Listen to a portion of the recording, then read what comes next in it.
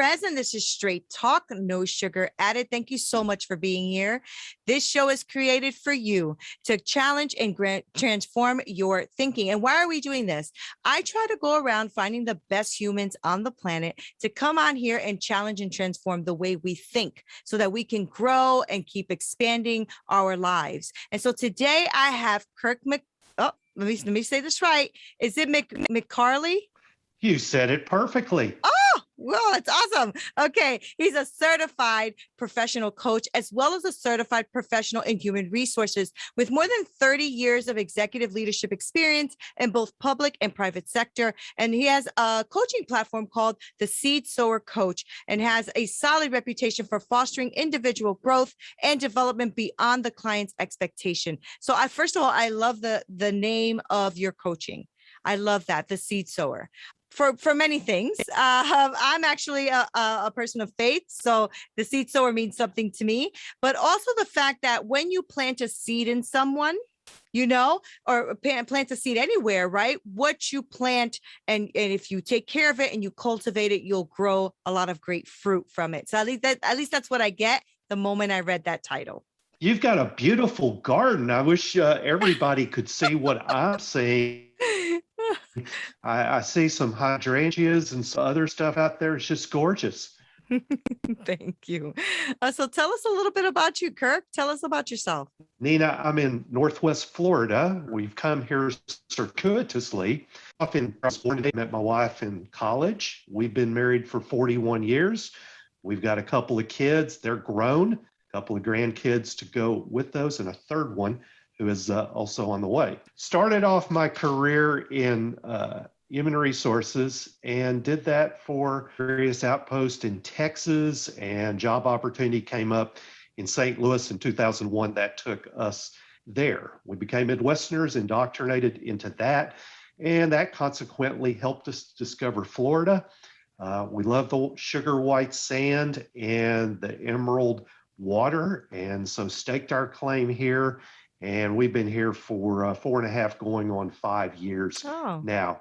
So how I got into coaching from HR, I hired a coach myself. And this was as I was getting into the latter stages of my career in HR, and knew that I didn't want to retire, as many are want to do at that time.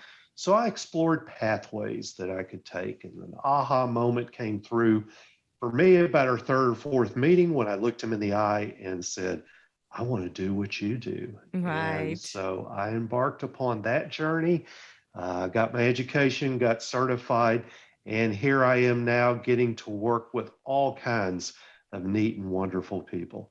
Yeah, it is a fun thing to do. I actually coach as well, and I really love it. I really, really love it. And I'm really more their partner, right? I'm really more their partner, not just their coach, but I'm their partner. Like, we just partner up together, their expertise, my expertise, and forward we go, right? It's just a beautiful journey.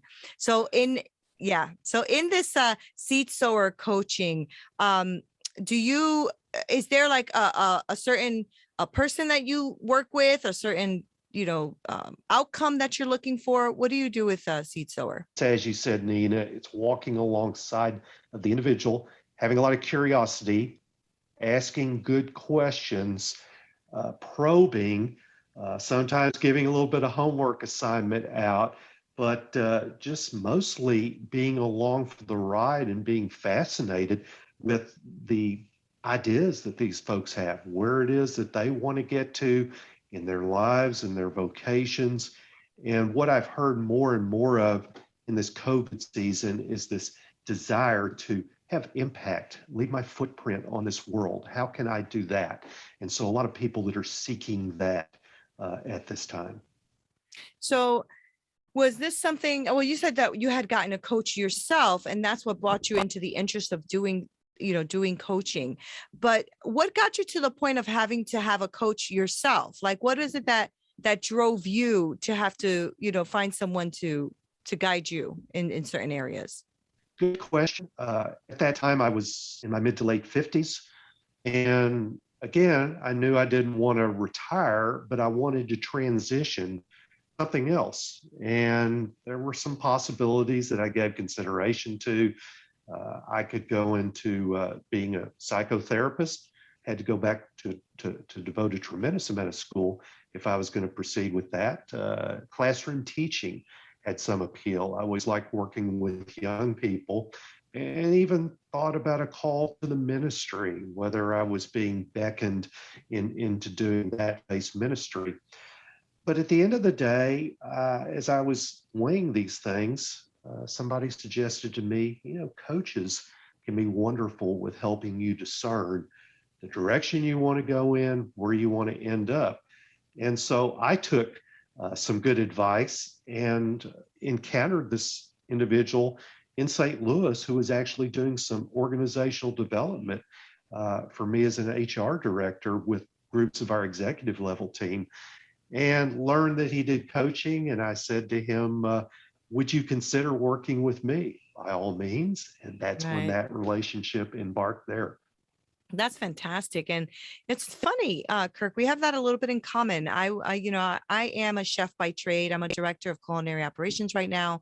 And the same thing with me, like I wanted to do a little bit more outside of what I normally do on my day to day. And I wanted to I was thinking, do I go into ministry myself? And so I got very much into theology.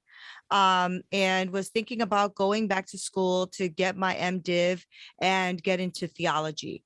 And then coaching fell on my lap. I just started to love, because you being in HR and me being a director, we have people that we already kind of coach. You guide them through, with work and experiences, and you listen to their problems and stuff. So it was almost a natural feeling, wasn't it? It was a natural transition. You're absolutely right. Because as I got later into my career, it was less being in the weeds about how do you interpret this as far as compensation, classification, and employee relations, but it became more and more employees coming into my office and saying, Kirk, I'm frustrated with my career, the direction things are going. Can you help me with that? So it was almost a catapult into that direction. Right. That's what I mean. I think that, a lot of our experiences in life and things that we do in our lives can really help the next person, the next generation, the next, a thought leader that's struggling with something. What I'm trying to say is we all have value. We all have value that we can bring to the table. And a lot of us are different types of coaches. There's coaches for all different types of, fields, which is great. Do you in particular have like a set of people that you like to work with? Like, for instance, I work with mission-driven, high-performing female professionals. They're just what I drive with because that's who I am. And so that's what I drive with the most. Is there something you like to work with a little bit more in your practice? There is, and let me tell you a story about that, because we both shared a little bit of our faith. God sometimes has different ideas than me as to who I'm going to coach. So I have two groups of individuals that I target. One are late career people, so create impact, find that capstone, what it is that, so to speak. So I target that group. But I'm also fascinated with those who are just getting their careers launched, and maybe they're out of school, they've been out for 3-5 years, and this just isn't cutting it. What do I want to do with my life? So helping those folks explore that as well. I have those clients, but I also get everything in between. And last year was particularly interesting because I noticed in the middle of 2020, I started getting a lot of requests from mid-career professional women, African American, and I was very fascinated with that. What is the attraction that I bring this particular demographic? And what a neat time that was to learn all kinds of things that I had not considered before, and also to help some individuals advance in their own careers. This year, executive level individuals from India who are now residents and citizens of the U.S. living and working here. So that kind of became the theme for 2021. And who knows what else is lurking out there as we proceed Right. towards the end of this year. So we'll find How out. fascinating. That's Yeah. fascinating because you're right. I mean, God is, I always say he has like the best sense of humor, sometimes not so funny, right? When I go through things in life, I'm like, God, this is not so funny. If it were not so, I wouldn't be. He has a sense of humor. You were just placing me on this planet. So yeah, he's amazing. But it's really fascinating, right? That you were able to get those kind of perspectives and experiences. That's really, really great. And something you maybe wouldn't have thought of yourself, right? Like maybe you wouldn't have thought of going after the African American professional demographic, or the Indian person who came from India that is here in the US. Like I wouldn't have thought of that either. Is that something that you worked with in the past, or just kind of like all new and fell on your doorstep?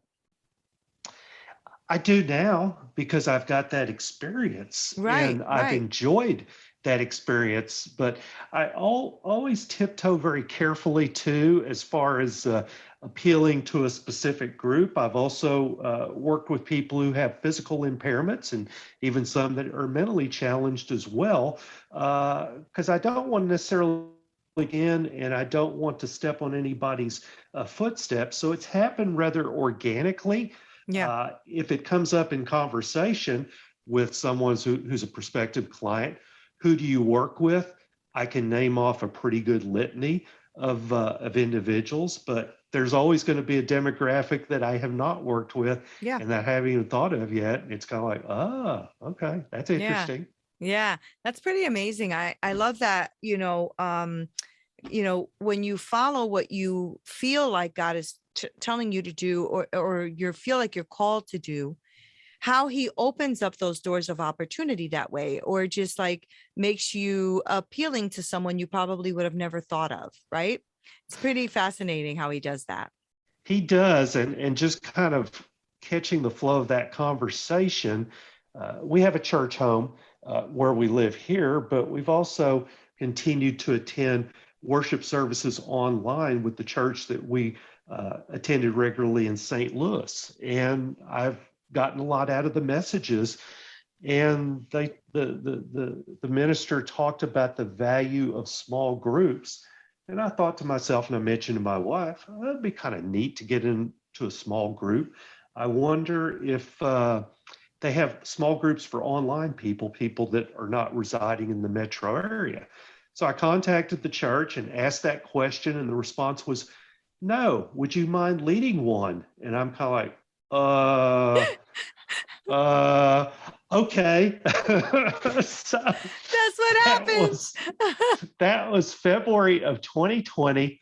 3 weeks later, COVID hit. Every group went virtual. Wow. That's interesting.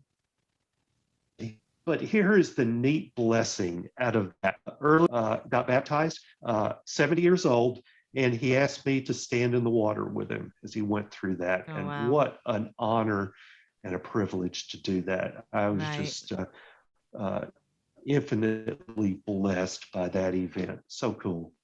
Yeah. So, when I read your the name of your coaching platform, I automatically, because I'm a person of faith and I have belief system in God, I automatically went there with my mind, like, oh, okay, this is a faith-based. Is it a faith-based? Is your platform a faith-based, or is it just, it's for anyone? It's for anyone. I like to describe myself as a Christian who also happens to be a coach. Right. But it's not necessarily Christian-based coaching. If I know someone is of that persuasion, that will come into conversation invariably. But I have people that I minister to through all walks of life, all different aspects of faith, and there's something to be learned from that. So it is not solely focused on that. If I have another Christ follower, wonderful. But if somebody is agnostic towards the faith, wonderful too. I have the opportunity to share and witness to that individual and fulfill maybe a component of that Great Commission to go out and make disciples of all nations. Who Yeah. knows? Yeah, exactly. And that's really good because you shouldn't close yourself off. I feel the same way. Because I mean we live in the world. We literally live in the world, right? It's like we live here.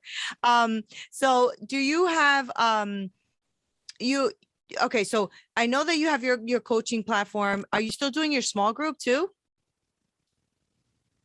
Or did that finally stop? Still doing my small group. As a matter of fact, no, it's still going. And as a matter of fact, I need to go watch this week's message so I can be prepared to facilitate tomorrow evening when we all get together via Zoom. So that's on the to-do list. Yeah, that's great though. That's great that you took that on as well. Good for you. So you do you ever have that moment of have you ever been confronted with coming or having someone come onto your platform or wanting to be coached by you that you saw that you maybe couldn't help? Or do you feel like you take on all of the clients that come on? Have you had that experience? That's a good question, Nina. And I would say 98% of my clients will work through things. We may not be exactly in sync, but we'll persevere. We'll figure it out. Yeah. I was talking to a prospective client just this afternoon, and I said, he asked me, he had a very good question. What makes you unique? And I responded to him, I feel I can connect with just about anybody. We're going to find a topic that we'll share some intimacy on and that we may know better than many people. And so we'll connect on that. Having said that, there are times that you'll meet someone that this relationship is just not working out. And I thought of a case just recently where it was a individual that indicated he was more interested in the recommendation that somebody else he was working with gave to him. And I more or less said, fine, you should probably go with that individual because that's going to be a better fit for you. Yeah. So we just kind of had a mutual parting of the ways. I've never had anything that's been acrimonious or tense. They've all been perfect. Yeah. And I don't think they have to be, right? I think if you come with the mindset, Kirk, at least that's how I try to run my practice anyway, is I always come with the mindset of this has to be beneficial for my client and for me, because it's really frustrating, as you know, as a coach, if you're really trying to help someone who doesn't want to be helped or refuses to do the steps to be helped, then you feel like you're doing them a disservice, right? So you feel like, wow, I'm going to give you a bill so you can pay the bill and then we're getting nowhere. That's not fair to them. That's not fair to you. And at least I've had clients where I've had not many, same thing, about 98, 99%, maybe one, if I can remember even recently, where it just wasn't a good fit. And that's okay. That's okay. And there doesn't have to be no tension. There doesn't have to be anything. I ask that because I think it's important for people to know that if you've had a bad experience with a coach before, don't throw the baby out with the bathwater. Look for another coach. And sometimes we need more than one coach. We may need a coach in this area and a coach in this area, like a coach in weight loss and a coach in life, a coach in podcasting and a coach in X, at least that's my take on it. What do you think about that? I like that idea. Of course, I want to share some of the bounty of coaching. And so if somebody is so predisposed that I want a specialist coach in all these different areas, I say knock your socks off. philosophy or approach is not usurping what the other one is attempting to do. So we all need to be in collaboration and in synchronicity on that. Yeah, I agree. I also believe in collaboration, right? Because it's important that if we're going to share knowledge with one another and maybe even clients with one another, depending on, the person, you don't want to be, bashing another coach for a different skill set or something else they did. I would never do that. I don't agree with that. I don't do that because I feel like living your life with integrity is really what matters, and impacting as many people as we can along the way. And in career coaching, interviewing comes into that to a large degree. And one of the fundamental basics is don't badmouth your previous employer or a previous manager. Yeah. Point out what their good sides are, but you can present that in a positive way. She brought me into the organization to augment employee relations or finances or administration. The interviewer will discern from what you have said and not said what that person's vulnerabilities may be, but you've said nothing of ill will towards them, even though you may be leaving just because you can't stand working with them anymore. Right. Yeah, I agree with that. That was a really good tip because I think that a lot of people don't realize how small this world really is. And you never want to burn a bridge because you just never know. I mean, you really never know. And that person could be going through something. I always call it our maps, right? That person map in life is different than our map. And so just because we don't agree doesn't mean that they're wrong or, sometimes things are just what they are. And life is what it is. And this is a real pleasure speaking with you. I want to move to Florida, hopefully one day. So who knows, maybe we'll be neighbors somehow. But I really want to thank you for what you're doing and the way you're impacting people's lives. I love, again, your platform. And before I let you go, I would love, wait, hold on, you froze. So I would love for you to share with my audience how they can contact you, how they can reach you, to talk to you, maybe possibly about becoming a client, of your coaching program and to see what it is you have on your platform. Can you give us that? I would love to, Nina. I'm located in Northwest Florida, Santa Rosa Beach specifically. I have a website, theseedsowercoach.com. I can be contacted via email, kirk@theseedsowercoach.com, or my still St. Louis Midwestern phone number of 314-677-8779. Call or text me. That's amazing. Great. And so this will come out, and I will make sure that all of your show notes are attached below with everything for people to reach you. And I'm glad we connected. This is a very pleasant conversation. So yeah, this is you're great. Delightful, and I love your backdrop. That's beautiful. Thank you. I appreciate that. And guys, I appreciate you being and spending here this time with us. So make sure that you go ahead and you click subscribe and share this episode. And also make sure that you follow Kirk. I'm going to put all of his information below. I'm going to put all the show notes and the timestamps so you'll know exactly where to go for whatever information it is that you're looking for. I love the premise of the Seed Sower. I think this is going to be a great transformation for anybody who joins in with Kirk. So thank you guys so much for being here. This is Nina Perez, and this is Straight Talk, no sugar added. Until next time. This broadcast is brought to you by Winject Studios. We are an all-in-one educational platform for podcasters that revolutionizes how hosts leverage content to increase engagement with listeners, downloads, and income. We come together to focus on community, collaboration, and collective impact. For more information on how you can interact directly with our hosts, access exclusive live content with offers you can't get anywhere else from our official partners, join our purpose-driven community by visiting www.winject.com. If you're ready to build a career doing what you love, then we're ready to see you there.